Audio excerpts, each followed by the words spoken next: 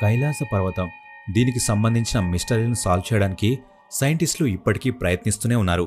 మీలో చాలామంది ఇప్పటి వరకు కైలాస పర్వతాన్ని ఎవరూ ఎక్కలేదని అనుకుంటూ ఉంటారు. కానీ ఇది నిజం కాదు. ఒక తాంత్రికుడు కైలాస పర్వతాన్ని ఎక్కడంలో విజయం సాధించాడు. కైలాస పర్వతాన్ని ఎక్కిన మొట్టమొదటి ఇంకా చివరి వ్యక్తి అతనే. ఫ్రెండ్స్, ఈ వీడియోలో మనం టిబెట్ యొక్క అత్యంత భయంకరమైన తాంత్రికుడి గురించి తెలుసుకుందాం. అతను ఎంత భయంకరమైన వాడు అంటే తన తాంత్రిక విద్యలతో ఒకేసారి 80 మంది వ్యక్తులను చంపేశాడు. అలానే ఒక ఊరి మొత్తాన్ని ధ్వంసం చేశాడు. అతను తన శక్తుల సహాయంతో కైలాస పర్వతాన్ని కూడా ఎక్కేశాడు. అసలు ఈ ప్రపంచంలో ఎవరూ ఎక్కలేని కైలాస పర్వతాన్ని ఇతను ఎలా ఎక్కగలిగాడు?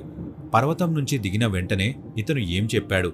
ఎందుకని టిబెట్ ప్రజలు ఈ రోజుకి ఇతన్ని దేవుడిగా భావిస్తున్నారు? నిజానికి ఒక సంఘటన జరగడం వల్ల భయంకరమైన తాంత్రికుడిగా ఉన్న ఇతను ఒక్కసారిగా సాధువుగా మారిపోయాడు.